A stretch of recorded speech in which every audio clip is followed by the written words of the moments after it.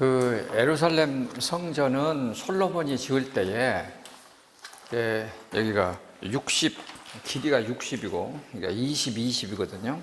20, 30인데 이렇게 폭이 20이고 높이가 30이에요. 60, 그다음에 20, 30. 그러면은 그거를 거기다 600달란트의 금을 지성소에다 발랐거든. 그러면 6면이요, 6면이. 6면에다가 600달란트면은 곱하기 34kg로 해보세요. 600 곱하기 34kg.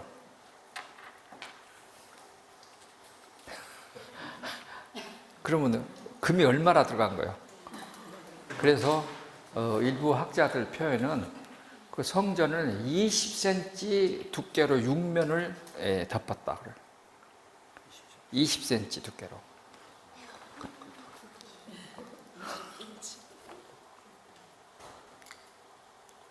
이제 수룹바벨 때는 그렇게 많이는 못했지만 나중에 이제 예수님이 예루살렘 성전을 보시고 돌 하나도 돌 위에 남지 않고 다 무너뜨려지리라 이렇게 이제 누가복음에 보면 눈물을 흘리시잖아요. 왜 그랬을까? 로마의 군인들이 주 70년에 예루살렘 성전에다가 불을 지른 거예요. 그러면 어찌 되겠습니까? 돌이 달궈져 가지고 금이 전부 다 녹아 내렸겠죠. 그러면 달궈지면 돌이 깨지면은 그 돌 사이로 금이 녹아서 흘렀겠죠. 그 로마의 군인들이 대검으로 그 금 캘라고 전부 다 돌을 뒤지니까 그 돌 하나도 돌 위에 남지 않고 전부 다 무너뜨려지리라 하는 말이 되는 거예요.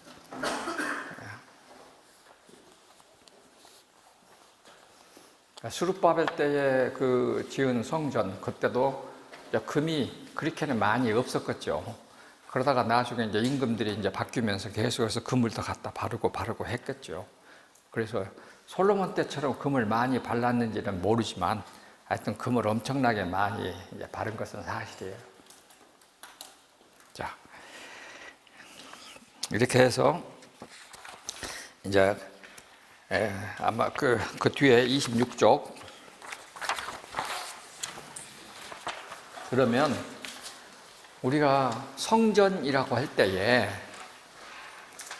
우리도 지금 교회 혹은 예배당 이런 표현을 쓰는데 우리 원래는 개신교로 건너올 때는 교회입니다.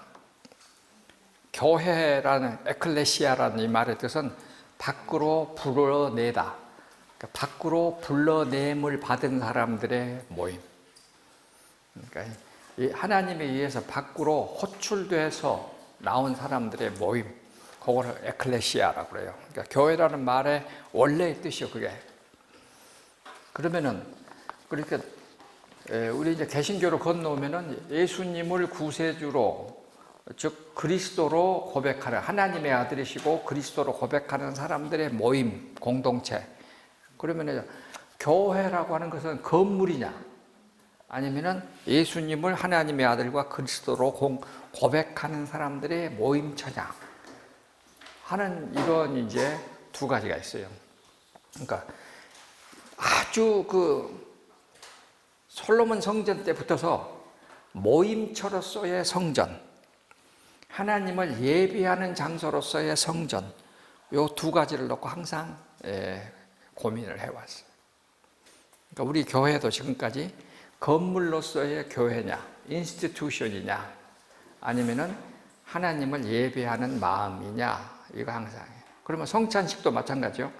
떡과 포도주가 예수님의 살과 피냐, 이것을 예수님의 살과 피라고 믿는 마음이 더 중요하냐 하는 것은 지금까지 2000년 기독교 역사에서 끊임없이 논쟁되고 있습니다. 끊임없이. 그래서 우리 개신교도, 우리 기독교도 카톨릭과 우리 지금 그 동방 정통교회, 그 다음에 저쪽 콥틱 이제 이티오피아 교회하고 전 세계에 흩어져 있는 기독교 교도들이 다 모여갖고 예배라고 할 때에 어떻게 할 것이냐라고 하는 것을 1972년에 페루 리마에서 모여가지고 예배는 이런 식으로 하자라고 얘기를 했는데 하나도 안 지켜져. 우리 한국교회 목사님의 아주 최고의 강대상을 각도를 1도 틀면은 장로님들이 난리나. 하나님의 경건한 예배당을 그렇게 그런다고. 그 목사가 쫓겨나. 그러니까 성찬식을 강대상 위에서 해야 되는지 밑으로 내려와서 해야 되는지, 나도 밑에서 내려와서 하다가 한 번 혼났네.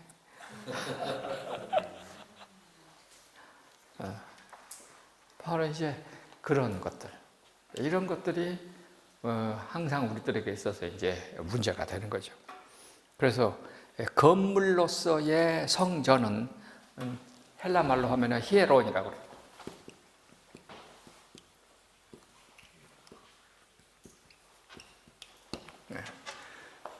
이거는 건물로서의 성전이요, 집이요. 그러면은 거기에서 성스러운 마음으로 예배 드릴 때는 이것을 나오스라고 그래요.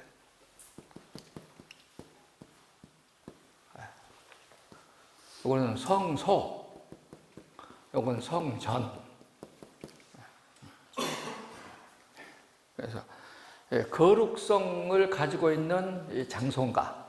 그래서 우리가 경건한 마음으로, 그러니까 예수님은 수가성 우물가 여인하고 만나서 뭐라 그래요? 예루살렘도 아니고 여기도 아니고 신령과 진정으로 예배하는 것이 참 예배다. 그래서 예수님은 분명히 마음, 이걸 또 강조하셨어. 그런데 점점 예배당은 뭐가 되느냐? 성전, 집으로 바뀌어가고 있어.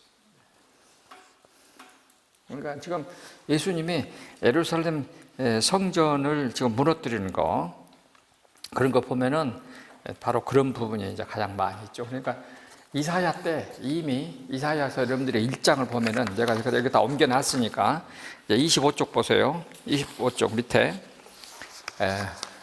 이사야가 주전 722년입니다. 720년경 사람이에요. 너희가 내 앞에 보이러 오니 이것을 누가 너희에게 요구하였느냐? 내 마당만 밟을 뿐이니라.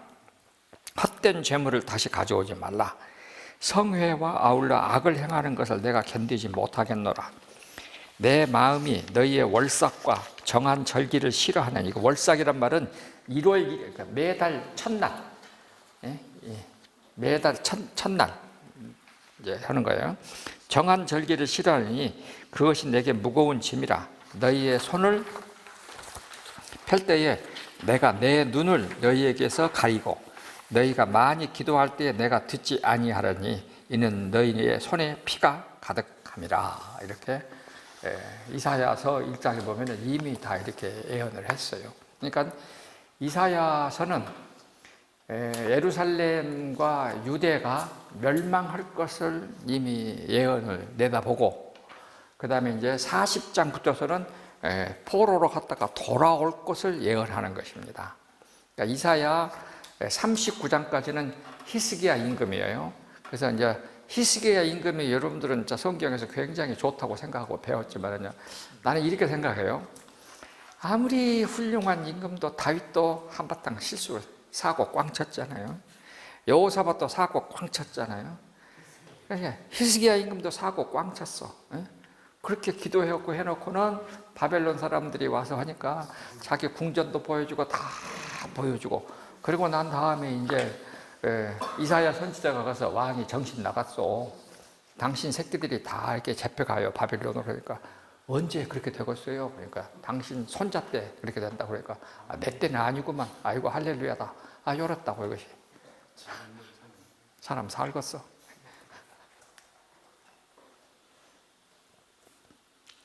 역사에 보면은 그 헨리 8세 나오죠. 헨리 8세는 결혼을 6번 했거든. 결혼을 6번 했는데 그 욕을 것이 아니야. 왜냐하면 그때는 무조건 아들을 낳아야 돼. 그러니까 현재도 영국 왕실, 뭐 유럽 왕실, 어느 나라든지 왕실에 가면은 무조건 아들 낳아야 돼. 아들 낳을 때까지 하는 거예요, 이제. 그런데 저게 이제 그 앤 볼린, 천일의 공주 앤, 옛날에 여러분 영화 봤어요?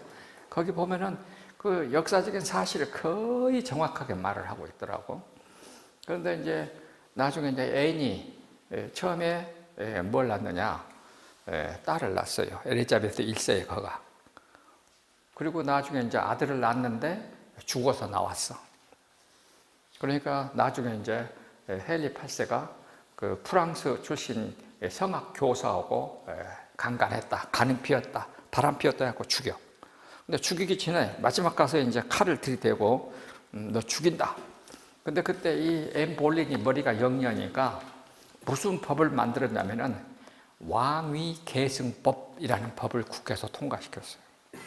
그 왕위 계승법이 뭐냐면은 헨리 8세 다음에 계승은 누구든지 아들을 낳으면 그가 1번이다. 2번은 피해 여왕 메리가 그 다음이다. 그러니까 이거 메리 공주가 누구냐면은 자기 형수하고 결혼해갖고 거기서 난 아들, 딸이 메리 공주예요. 그가 2번이다. 그 다음에 세 번째는 내가 난 딸 엘리자베스다. 요거를 아예 그냥 법으로 딱 정해놨어. 그리고 나중에 이제 헨리 8세가 네가 그 법을 폐기하는데 동의하면 널 살려주겠다. 그러거든. 그러니까는 엘리자베스 1세가 뭐라고 그러냐면은 내가 죽으면 내 딸이 내가 하고자 하는 일을 다 할 것이다. 끝까지 버틴다고. 그래서 결국 죽어요. 그래서 이 헨리 8세가 1547년에 죽고, 그 다음에 에드워드 6세가 6년 하고, 그 다음에 메리 공주가 6년 하고, 그래서 12년 지나죠. 1547, 49년. 그때부터 1603년까지 엘리자 봉수가 일을 해요. 왕을 해. 그래서 오늘날의 영국이 된 거예요. 그러니까 지난번에 죽은 여왕은 엘리자베스 2세, 1세고 2세고 이렇게 돼요. 이러고 되니까 또 영국도 한번 가봐야겠네.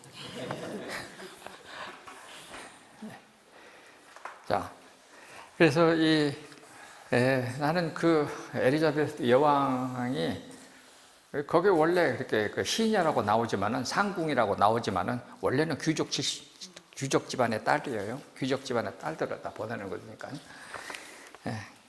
그래서 이제 그런 것입니다. 그러면은 끝까지 그래서 이제 절대로 거기에 타협하지 않겠다 하는 그런 얘기를 하면서 영국을 지켜내거든요. 그러면 이제 따지고 보면은 이거요. 그 26쪽 그 화살표 위에 이렇게 예루살렘 성전에서 장사를 하면서 살아가는 그 사람들을 향하여 예수님은 저 위로 올라갑시다. 성전을 청결하신 후 가버나움으로 귀환하시던 예수님께서는 26쪽 제일 위에 여기 제 26쪽 제일 위에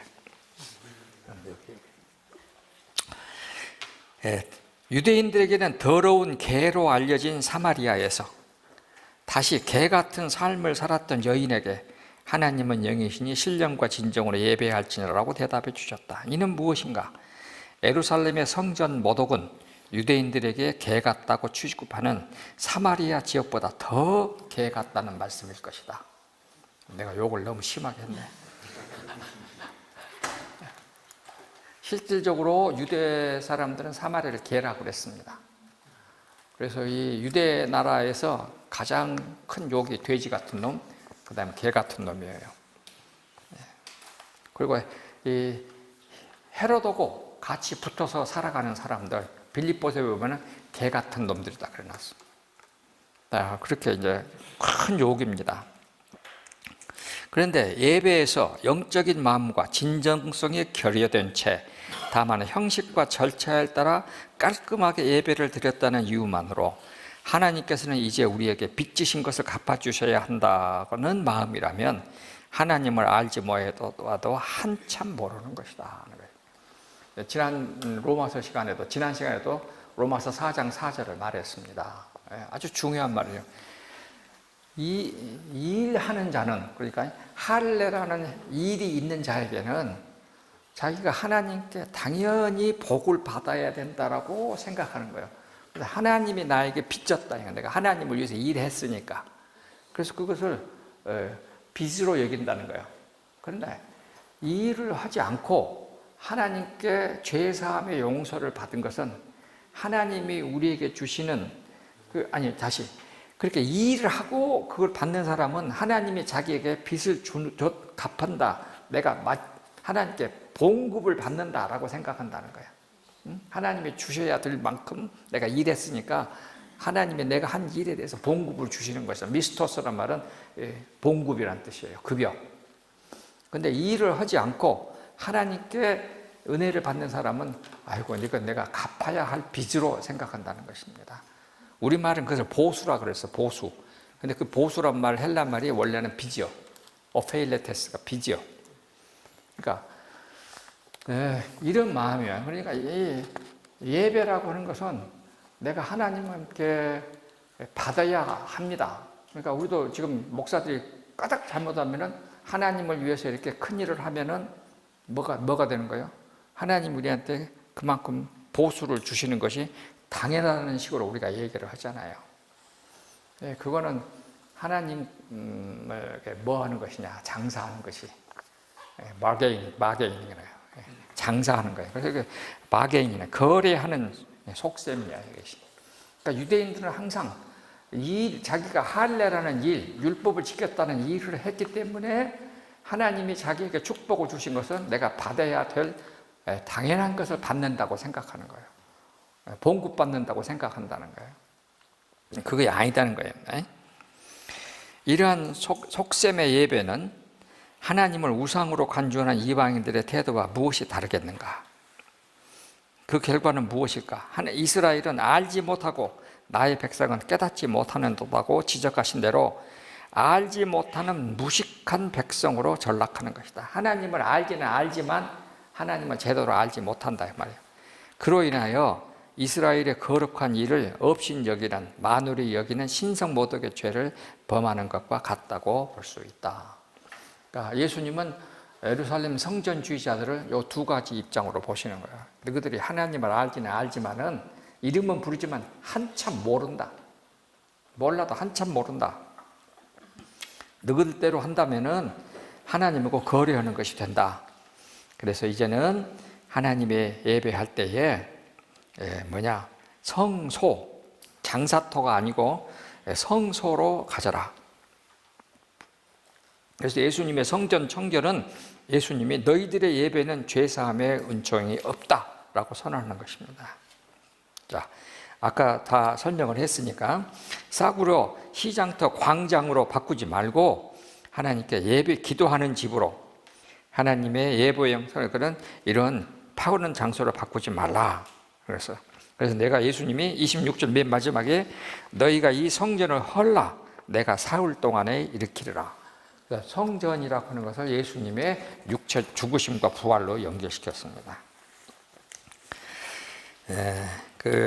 27쪽에 보면은 예수님은 물론 두 번째 페라그라프에 사흘이라는 지적을 통해서 자신의 죽음과 부활을 암시하셨고 또 공생의 기간에 많은 사람들로부터 메시아로서의 표적을 요구를 대했을 때마다 요나의 표적밖에 없다고 말씀하신 땅. 그러니까 요나의 표적이란 뭐예요? 요나가 거기 물고기 뱃속에 며칠? 사흘 만에 다시 태어났으니까, 죽었다 살아났으니까 그 말을 했는데 사람들이 이해를 못했는데, 제자들도 이해를 못했는데 나중에 오랜 시간이 지나고 나서 제자들은 그때 가서 그 말씀을 끌어와 이해를 한 것이다. 그래서 예수님의 눈물이 담긴 이 말씀은 성전에서 성소로 바뀌어져야 한다는 것이다.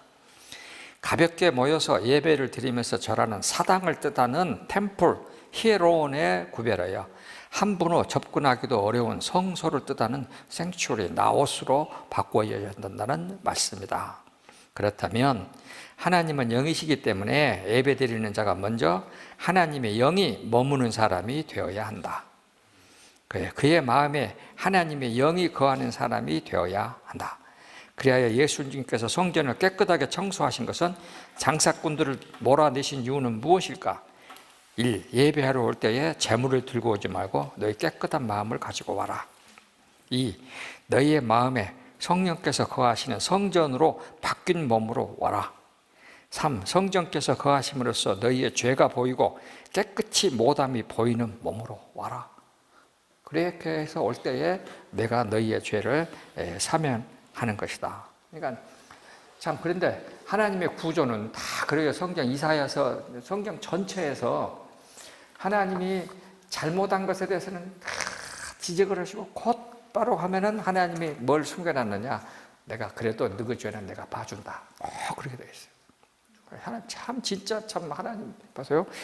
이사야 성경 보세요. 이사야 1장 거기 보면은 1장 2절에서 15절 사이에 보면은 아주 신랄하게 예수님이 욕을 해놨어요.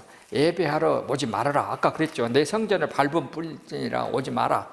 너희 손에 피가 가득하다. 그러면서 이 소돔의 관원들아, 고모라의 백성들아. 소돔과 고모라가 뭔지 알죠? 네? 남성 동성 연애가 가장 심했던 곳이 소돔과 고모라예요. 이런 놈들아 하고 욕을 해놓고도 1장 16, 17절에 스스로 씻으며 스스로 깨끗하게 하여 악행을 버리고 행악을 그치라 해놓고는 18절에 가서는 너희 죄가 진홍 같을지라도 눈같이, 주홍 같은 죄가 눈같이, 진홍같이 붉은 죄가 양털같이 내게 오면 희게 되리라. 참, 이게 하나님이요. 이게 하나님이야. 어쩔 수 없어, 하나님은. 하나님이 하나님 되시려면 우리 죄를 용서하셔야 돼. 실컷 죄를 지적해 놓고도 또 돌아서면 그래, 내가 용서해 줄게. 참, 그 다음에 또 보세요. 바로 곧다음 그렇게 또 돼 있어. 거기 가운데 28쪽 가운데 이제 이사야 40장은 43장 회복을 말합니다. 바벨론 포로 잡혀갔던 사람들이 돌아오는 걸 말해. 그러면은 이스라엘 사람들에게 나는 너를 창조한 여호와다. 이스라엘에 너를 지으신 자다. 나는 너희를 구속한 자다. 너희를 지명하였고 부르신 자다. 이렇게 이제 말을 해요. 그리고서 43장 1절 3절 또다시 그래서 너는 내 것이다. 나는 여호와 너희의 하나님이다. 나는 이스라엘의 거룩한 자다. 나는 너희의 구원자다. 이렇게 말씀하셔요. 그래놓고는 43장 25절에 나는 나를 위하여 허물을 도말하는 자, 너희의 죄를 기억하지 아니하는 자다. 딱 일어났어요. 이게 하나님이야. 그래서 여기 보면은 나는 나를 위하여라고 하는 말이 나와 있잖아요. 43장 25절 중요한 구절입니다. 나는 나를 위하여. 그러니까 하나님이 하나님 되시려면 죄 있는 사람을 만날 수가 없어. 그러니까 하나님의 죄인을 만나려면 어떻게 하셔야 돼? 죄를 없애야 돼. 죄인들의 죄를 없앤 다음에 사람을 만나 주시는 거예요. 그래서 너희들이 나를 만나기 아니고 내가 너희들을 만나려면 내가 너희의 죄들을 먼저 없애줘야겠다 하는 거예요. 이것이.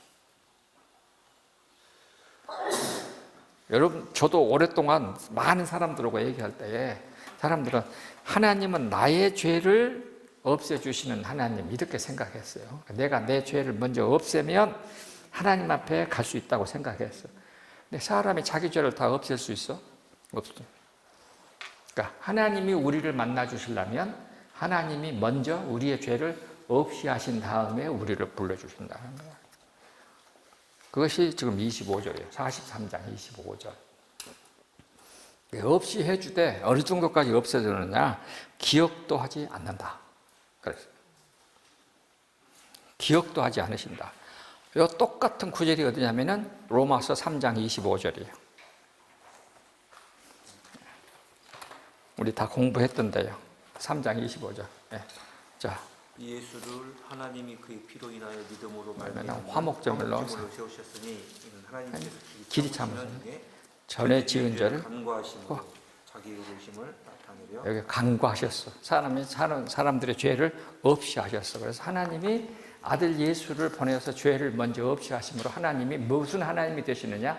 우리의 죄를 망각하시는 하나님. 내가 강의할 때 그 말을 많이 썼어요. 망각해 주시는 하나님. 없는 것으로 간주해 주시는 하나님. 그래야지만 하나님은 거룩하시니까 우리를 만나 주실 수가 있는 거예요. 그러니까 내가 하나님을 만나기를 원하는 것이 아니라 하나님이 우리를 만나기를 더 원하신다니까. 거꾸로 생각해, 항상 우리가. 여러분이나 저나 지금까지 내가 하나님을 만나기를 원합니다라고 생각하는데 아니요. 하나님이 우리를 만나시기를 더 원하셔. 이것이 하나님의 은혜가 우리를 삼키는 도다, 이런 표현들이다. 그런 표현들입니다. 자, 그러면은 이런 그 성전 청절로서의 예배하는 자의 대표적인 케이스가 누구냐? 스테판 집사예요. 우리가 이태리의 유명한 그 테너 미성의 가수가 누구예요? 스테파노죠. 스테판이 뭐냐면 스테판이 면류관이라는 뜻이에요. 면류관. 스테판이 면류관.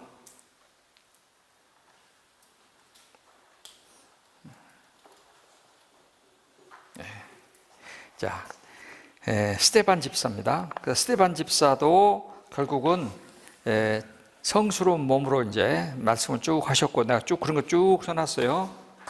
그래가지고 스테반 집사가 결국은 이제 29쪽에 보면은 제일 위에 스테반 집사가 죽기 전에 마지막 행한 설교요. 솔로몬이 그를 위하여 집을 지었느니라. 그러나 지극히 높으신 이는 손으로 지은 곳에 계시지 아니하시나니 선지자가 말한 바 주께서 하늘은 나의 보좌요 땅은 나의 발등상이니 너희가 나를 위하여 무슨 집을 짓겠으며 나의 안식할 처소가 어디냐? 이 모든 것이 다 내 손으로 지은 것이 아니냐 함과 같으니라. 이렇게 해서 스데반도 예루살렘 성전을 향하여 거기에 하나님이 계시다고 하는데 아니다 라고 이제 하는 것입니다.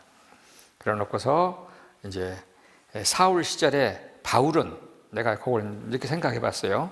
사울 시절에 바울은 자신은 스데반을 죽이는 증인들의 무리에 섞여 있었다는 사실을 늘 자랑으로 여겼으나 예수님을 만난 이후부터 그는 그 무지하던 시절의 어리석음에 대하여 끊임없이 후회하고 뉘우치면서 본인도 순교로서 삶을 마치고 싶다는 마음을 자신에게 수없이 반복하면서 쇠뇌하였을 것으로 추측해 본다.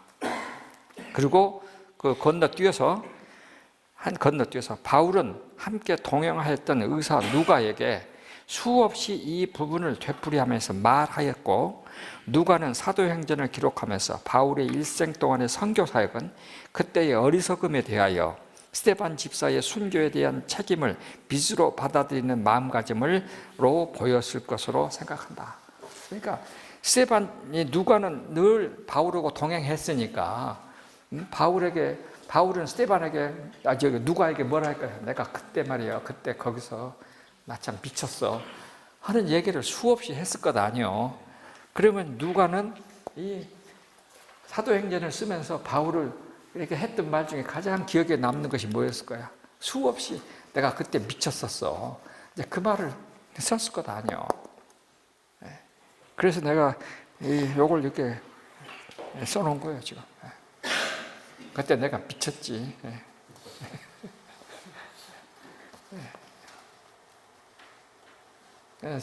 나중에 누가는 그걸 계속 기억하고 있다가 다 기록에 해놓은 거지.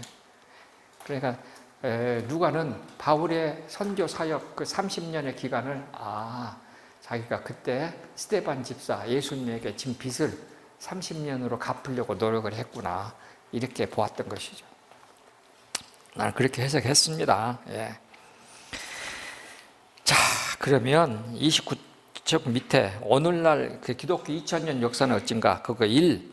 로마 카톨릭 시대의 214대 교황 알렉산더 6세 1431년에서 1503년까지의 교황, 가장 타락했던 교황 중에 한 사람입니다. 그런데 이 알렉산더 이 6세 때 임금 때에 콜럼버스가 신대륙을 발견하기 위해서 출발했어. 그래서 콜럼버스를 축복했던 사람이에요, 이 사람이. 근데 콜럼버스에게 뭐라고 말했느냐?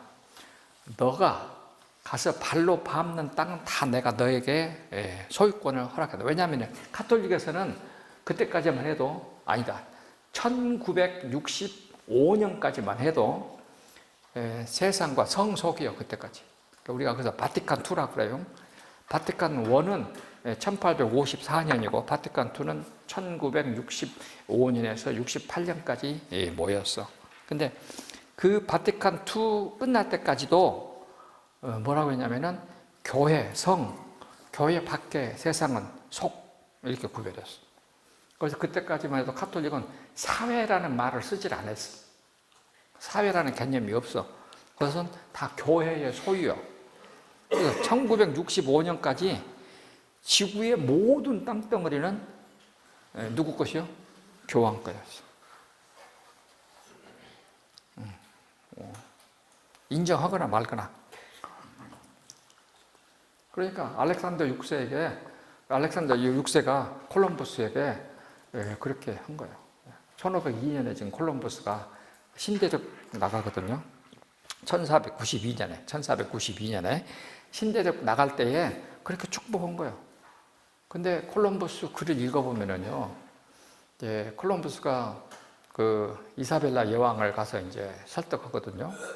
내가 지난번 시간에 말했 1492년은 이사벨라 여왕하고 카스틸의 이사벨라 여왕하고 아라곤의 페르디난도하고 결혼을 해요.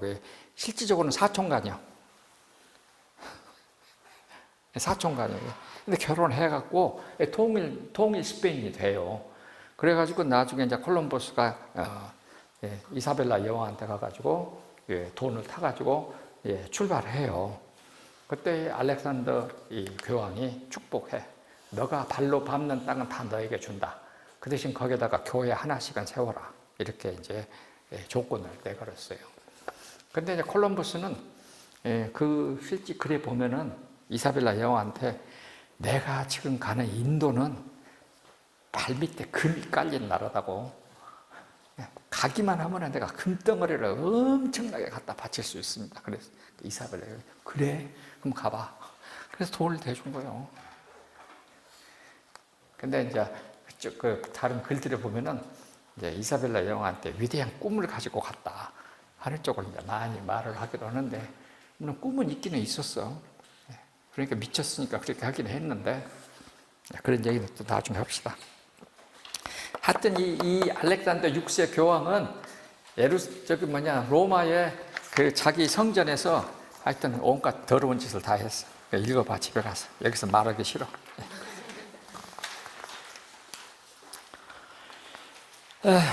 그 다음에 이제 제가 그 각주에다가 거기 보면은 각주 13번에다가 요때에 이 알렉산더 6세 때에 등장한 사람이 누구냐면 루터요. 그러니까 알렉산더 6세, 그 다음에 율리오 2세, 그리고 레오 10세. 그러니까 알렉산더 6세, 율리우스 2세, 그 다음에 레오 10세. 요 세 교황하고 루터고 붙었어. 루터고 겹쳐. 그러니까 요 교황 때에 지금 우리가 말하는 베드로 성전 건축 시작. 베드로 성전 건축을 시작합니다. 그래가지고 레오 10세는 거기 내가 다 써놨으니까 읽어보았는데, 말하면은 7살 때에 추기경으로 발탁이 됐어. 이게 메디치, 피렌체 메디치 가문의 둘째 아들이요. 그래가지고 실제 추기경 역할을 다 하다가 그 30 몇 살에 실제 이제 교황으로 이제 올라갑니다. 그러니까 이때부터서 추기경이 됐어, 그냥. 그러다가 나중에 쭉쭉쭉 해서 그 뭐 30 거기 몇 살에 나와 있을 거예요. 13세. 13세 때에 추기경으로 되어 가지고 31세인가 2세인가 그래요. 이렇게 해 가지고 교황이 돼요.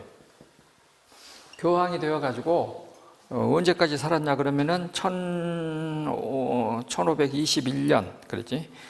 1513년에서 1521년까지니까 이때까지 살았는데 이때에 루터가 쓴 책이 뭐냐면은 1520년에 루터가 1517년에 우리가 말하는 95개 논제를 발표하고 이때에 뭐냐면은 루터의 논문 3개가 나옵니다. 이것이 가톨릭을 뒤집어놔.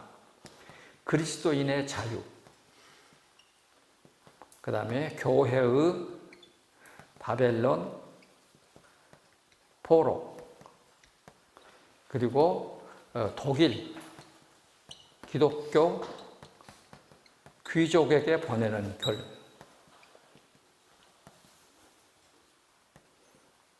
요 3개의 논문을 1520년에 했습니다.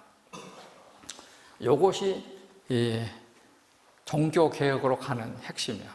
요 3개. 요거는 뭐냐면은 그리스도인의 자유라는 것은 지금까지 교인들이 가톨릭은 여기 하나님, 여기 교인, 죄인. 그러면 요 가운데에 뭐가 있느냐? 사제. 교회와 사제가 있어. 그러면은 내가 죄를 지으면 죄를 누구한테 말해야 돼? 여기다 갖다 말하고 사제가 여기다 갖다 고하고 허락을 받아갖고 하나님의 요리 답을 주면 사제가 요리로 내려와. 요거에 파이프가 가운데 있는 거예요. 파이프가.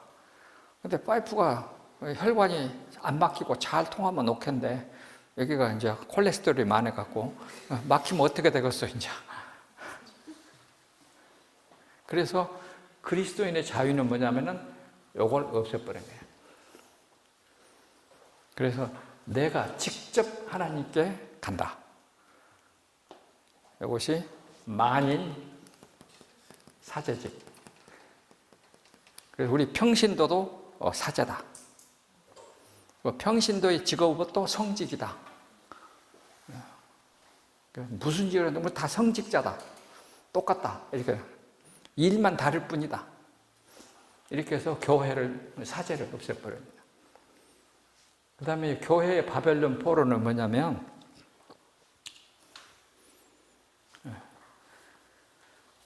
중세는 성례전이 7개예요. 7개. 맨 처음에 태어나면은 뭐요? 세례, 유아세례. 태어나서 유아세례 받습니다. 그 다음에 15살 때면은 견진을 받아. 견진은 주교가 이렇게 지팡이 깊죠? 주교가 와가지고 지팡이를 이렇게 딱 여기다 얹어, 이렇게. 견진, 어깨에다가. 너는 이제 믿음이 확실한 사람이다. 그래갖고 성령이 임재를 말해. 너는 이제 성령이 임한 사람이다. 성령 임재를 말하는 거예요. 어깨 견자를 써요. 어깨 견자. 견진. 영어로는 confirmation이에요. 너는 confirmed. 그 다음에 이제, 뭐 하느냐. 참회. 자기의 죄가 있으면은 이제 와서 자기가 참회했어요. 그래서 이 참회 제도를 이제, 참회 제도에 참여할 수가 있어요. 참회. 그 다음에 이제 세례를 받습니다. 세례를 받고, 세례를 받으면 혼인을 이제 해요. 교회에서 주는 혼인을 해요. 그 다음에 나중에 이제 죽을 때, 마지막 죽기 전에 사제가 가가지고 온 몸에다가 기름을 머리에서 발끝까지 이렇게 발라줘. 그래서 종유, 마지막 기름을 발라준다고. 그래서 여기 태어나서, 여기 혼인, 청년 때 혼인해갖고, 죽을 때까지 교회의 사제 제도로 꽉 묶어놨어. 그래서 바벨론 포로 70년이라고 했어. 교회의 바벨론 포로가 70년이지. 그럼 태어나서 죽을 때가 70년이야. 그래서 교회가 평신도들의 삶을 70년 동안 꽉 이 7개의 성례전으로 쥐고 있다. 그래서 루터는 성경에 보면은 진짜 성례전은 세례다. 그 다음에 참회. 요것만 성례전이고 나머지는 성례전이 아니고 이건 다 인위적인 것이다. 이건 없어져야 된다. 그래서 우리 기독교는 지금도 성찬과 세례 이 두 개만 여기 좀 참회와 여기 성찬 이게 성찬 참회 제도를 끝나고 나면 성찬에 갑니다. 성찬과 세례 이 두 개만 성례전으로 우리는 이제 하고 있는 것입니다. 교회의 바벨론 포로야. 인생 70년을 7개의 성례전으로 쥐고 있는 거야. 이걸 이제 해봐 놓아요. 그 다음에 독일 기독교 귀족에게 보내는 글이요. 이 말은 뭐냐면은 독일 사람들 가서 보면은 참 똑똑한 것 같아도 되게 멍청하거든. 그러니까 11조 로마 교황청에다가 갖다 계속 바쳐. 뭐 조금만 있으면 갖다 바쳐. 그래가지고 요거 보면은 우리 독일 교회가 로마 교황청한테 바치는 세금성 헌금이 27개다. 그리고 27개 헌금을 낱낱이 전부 다 써놨어. 그래가지고 야 우리의 독일의 돈이 뭐 때문에 로마로 가냐? 독일의 돈은 독일 안에 있어야 된다. 라고 하니까 독일 귀족들이 입이 이만하겠지. 아이고 이제 11조 안 내도 되겠네. 그래갖고 루터를 지지하게 되는 거예요.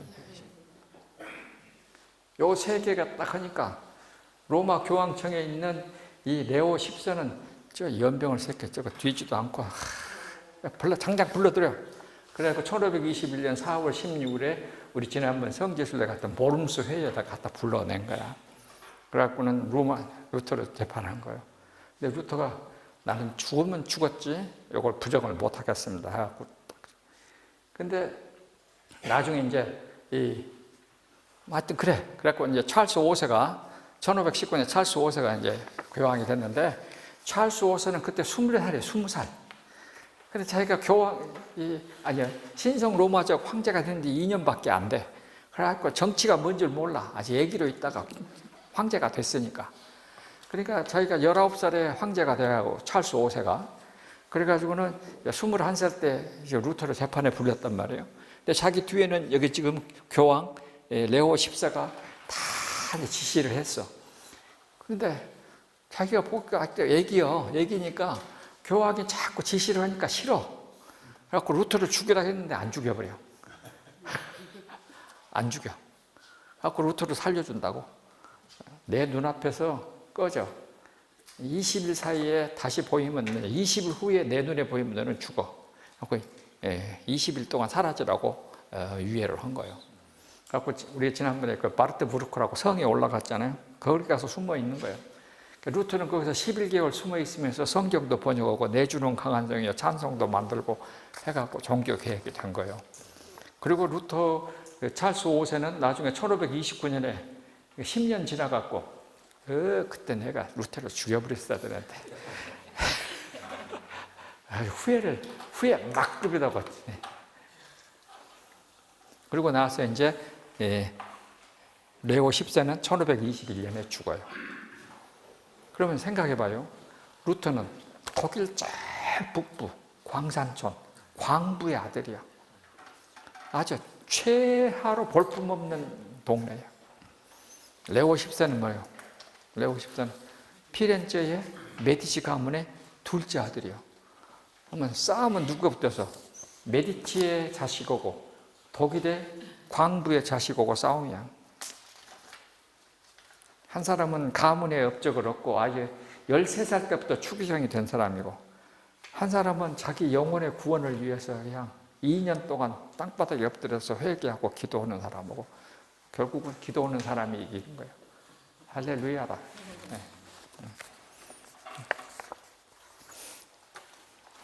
10분 남았어. 그런데 그 31쪽, 32쪽은 여러분들이 우리 지금 제가 광주 기독교고 전주 기독교의 차이점에 대해서 31쪽, 32쪽 표에다가 넣어놨습니다. 여러분들이 한번 제가 써놓은 것을 잘 읽어보시고 마음에 안 들면 다음 시간에 질문을 하세요. 그 다음에 이제 32쪽 밑에 우리 전라북도 출신으로 신사참배를 적극적으로 참여했던 앞에 두 사람 오른쪽에 적극적으로 반대했던 세 번째 사람, 이렇게 비교를 해놨습니다. 그래서 여기 곽진근 목사는 김제 출신이고, 김종대 목사는 무주 출신이고, 전영창 목사도 무주 출신이고, 이렇게 해서 여러분들이 요 글을 잘 읽어보면은 참 목사가 이렇게 망가질 수 있구나 하는 것을 알 수 있을 겁니다. 그러니까 우리 사람이 잘 살면 안 되겠더라고.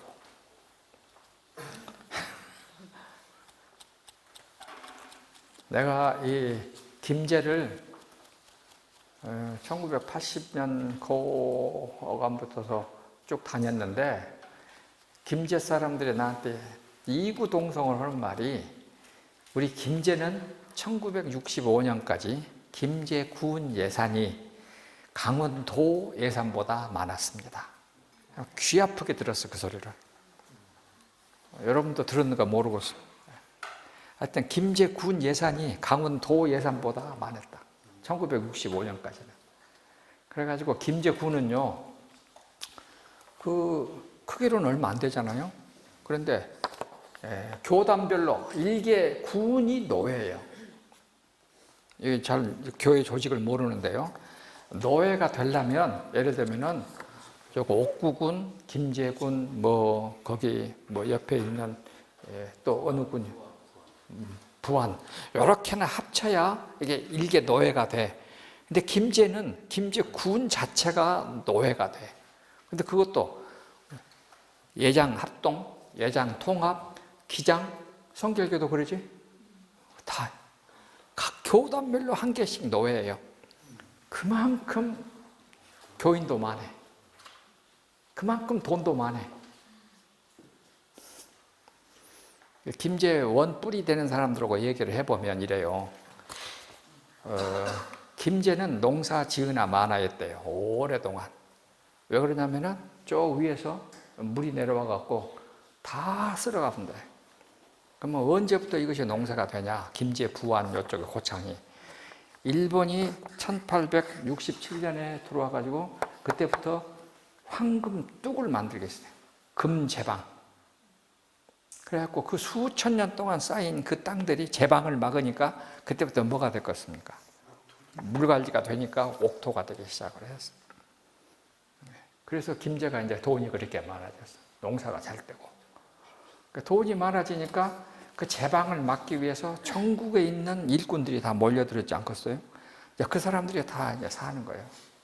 그러면서 그 외지에서 왔던 노동자들이 김제군의 마을을 이루고 거기에 교회가 들어가는 거예요.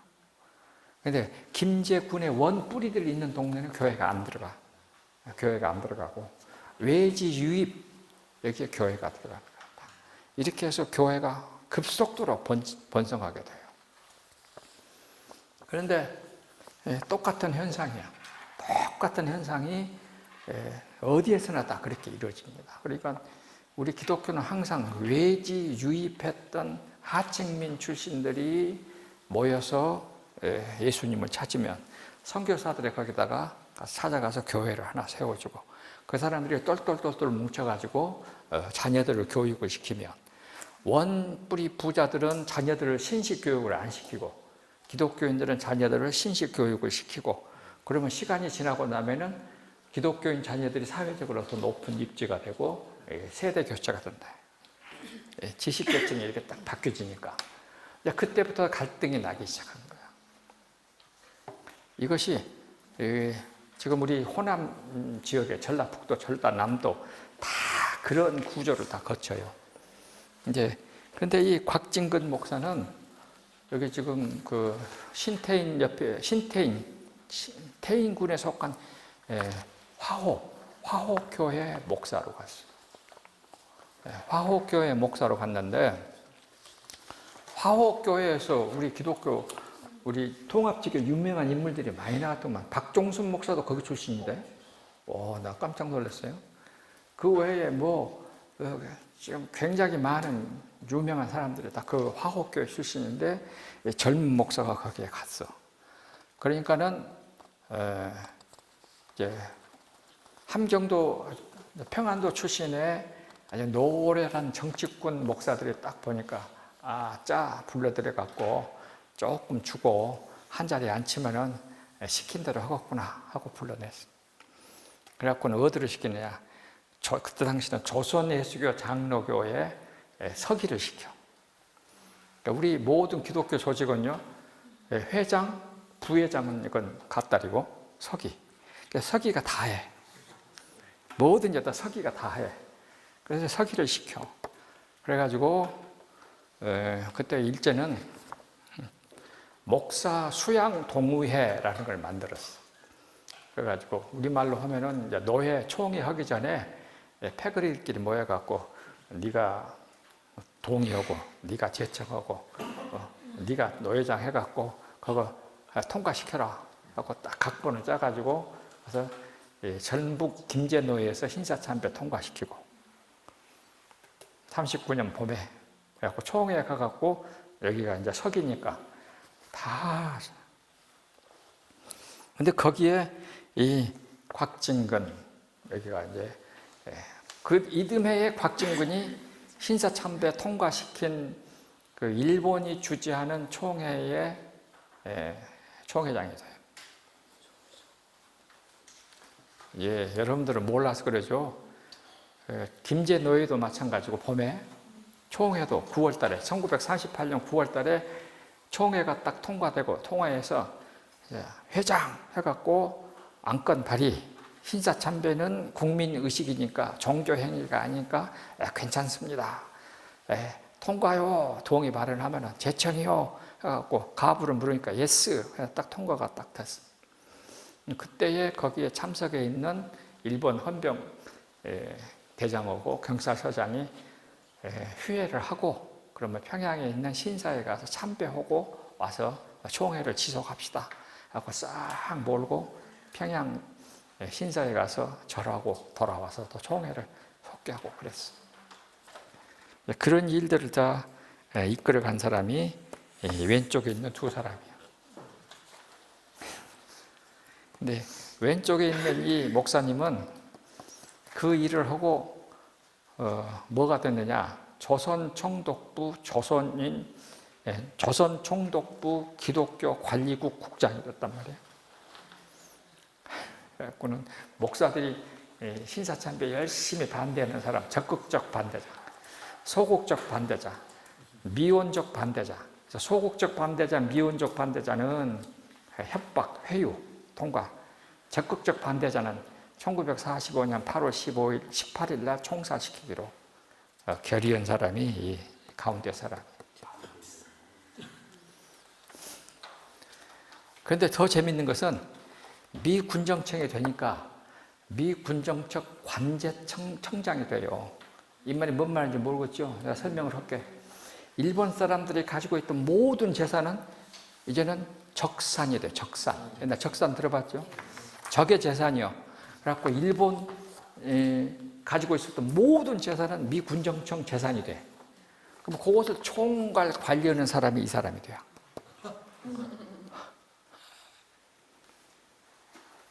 그 다음에 뭐가 된 줄 알아요? 전쟁 때 북한군이 서울에 들어와.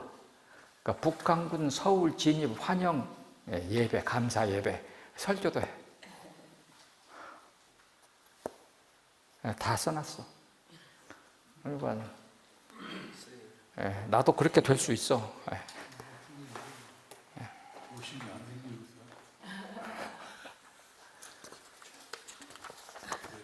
하여튼 잘 가서 읽어봐요. 더 이상. 그런데 그것을 끝까지 반대하고 속없이 아니오라고 하는 사람이 오른쪽 사람 전영철. 전영철은 속이 되게 없는 사람이야.